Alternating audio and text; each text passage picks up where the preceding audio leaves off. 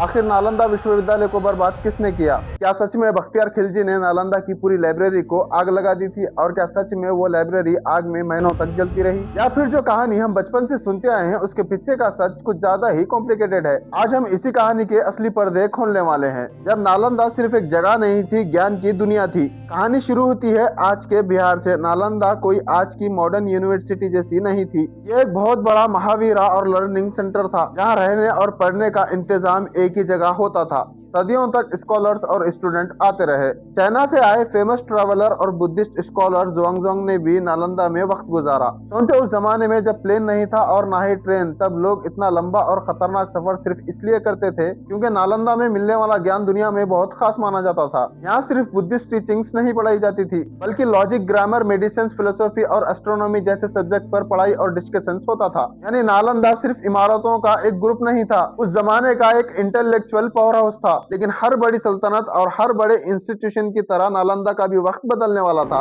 और इसी बदलाव के साथ एंट्री होती है एक ऐसे कमांडर की जिसका नाम आज भी नालंदा की बर्बादी के साथ लिया जाता है, मोहम्मद बख्तियार खिलजी। 12वीं सदी के आखिर में नॉर्थ इंडिया की सियासत तेजी से बदल रही थी। तुर्क आर्मीज नए इलाकों पर कब्जा कर रही थी और बख्तियार खिलजी भी अपनी मिलिट्री पावर बढ़ाने में लगा हुआ था। उसकी नजर बिहार और उसके बाद बंगाल पर थी। उस वक्त बिहार में कई बड़े बुद्धिस्ट मोनेस्ट्रीज और लर्निंग सेंटर मौजूद थे। बख्तियार खिलजी की फौज बिहार पर हमले किए और इसी मिलिट्री कैंपेन के दौरान बुद्धिस्ट इंस्टीट्यूशंस को बहुत बड़ा नुकसान हुआ। यहीं से नालंदा की डिस्ट्रक्शन की सबसे फेमस कहानी शुरू होती है। पॉपुलर कहानी के मुताबिक बख्तियार खिलजी की फौज नालंदा पहुंची, मॉन्क्स को मारा गया, इमारतों को बर्बाद कर दिया गया और नालंदा की बड़ी लाइब्रेरी को आग लगा दी गई। लेकिन कहानी में यहाँ पे बहुत बड़ा ट्विस्ट है। क्या हिस्ट्रिकल रिकॉर्ड सीधा नालंदा का नाम लेते हैं? बख्तियार खिलजी के बिहार कैंपेन का जिक्र पर्शियन हिस्ट्रियन मिनहाजी सिराज की किताब तबाकती नसीरी में मिलता है। उसमें बिहार के एक फोर्टिफाइड बुद्धिस्ट सेंटर पर हमले का डिस्क्रिप्शन मिलता है। लेकिन इतिहासकारों के बीच डिस्कशंस ये है कि उस डिस्क्रिप्शन में जिस जगह का जिक्र है उसे आमतौर पर उदंतापुरी से आइडेंटिफाई किया जाता है, ना कि सीधा नालंदा से। तो फिर बख्तियार खिलजी और नालंदा का कनेक्शन आता कहां से है? बड़े हिस्टोरिकल अकाउंट्स, तिब्बतन ट्रेडिशन और आर्कोलॉजिकल एविडेंस को मिलाकर देखा जाए तो ये क्लियर होता है कि उस दौर के अटैक्स ने बिहार के बड़े बुद्धिस्ट लर्निंग सेंटर्स को तबाह कर दिया था और नालंदा भी इसी उथल पुथल के दौर में अपनी पुरानी शान खो बैठा।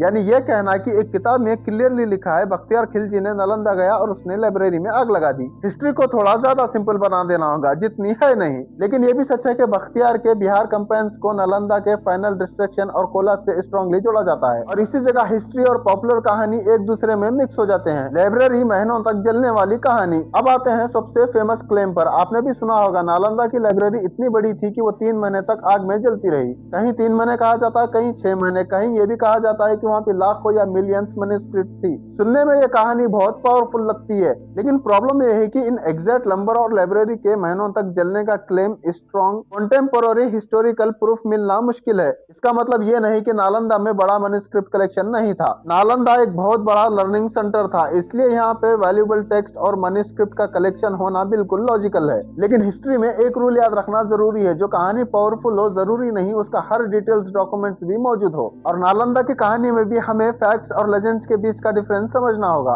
और एक इम्पोर्टेंट बात, शायद नालंदा की डिक्लाइन एक ही रात में शुरू नहीं हुई थी। पॉलिटिकल सपोर्ट कमजोर हो रहा था। पला रूलर्स के बाद बड़े बुद्धिस्ट इंस्टीट्यूशंस को मिलने वाली प्रोटेक्शन और फंडिंग पहले जैसी नहीं रही। रीजन पॉलिटिकल सिचुएशन बदल रही थी और फिर 12वीं 13वीं सदी के मिलिट्री अटैक्स ने पहले से कमजोर हो रहे बुद्धिस्ट लर्निंग नेटवर्क को एक बड़ा झटका दे दिया। इसलिए नालंदा की कहानी को एक लाइन में समझना, एक आदमी आया, लाइब्रेरी जलाया और सब खत्म। पूरी हिस्ट्री नहीं बताता, लेकिन बख्तियार खिलजी के कैंपेन्स ने बिहार के बुद्धिस्ट इंस्टीट्यूशंस की बर्बादी में एक मेजर रोल प्ले किया और नालंदा के फाइनल कोलैप्स के साथ इसी वजह से उसका नाम जुड़ा। एक बिल्डिंग दोबारा बन सकती है, टूटी हुई दीवारें दोबारा खड़ी हो सकती है, लेकिन एक ऐसी मैन्युस्क्रिप्ट जिसे किसी स्कॉलर ने अपनी पूरी जिंदगी लगाकर लिखी हो और जिसकी कॉपी पूरी दुनिया में एक ही बची हो, अगर वो जल जाए तो सिर्फ एक कागज नहीं जलता, उसके साथ पूरी सोच मर जाती है। नालंदा का सबसे बड़ा नुकसान शायद सिर्फ उसकी बिल्डिंग्स का डिस्ट्रक्शन नहीं था, असली नुकसान था उस लर्निंग ट्रेडिशन का टूट जाना, जो सदियों से एक जनरेशन से दूसरी जनरेशन तक अपना ज्ञान पहुंचा रहा था।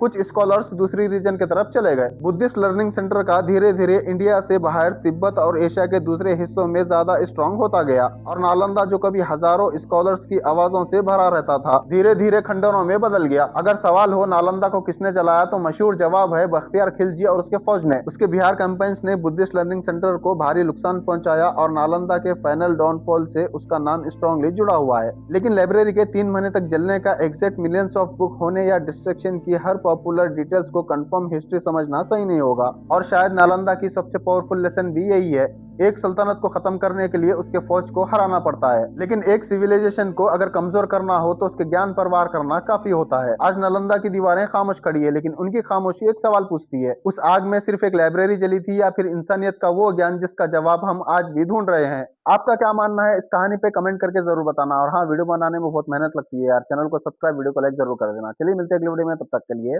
Bye bye.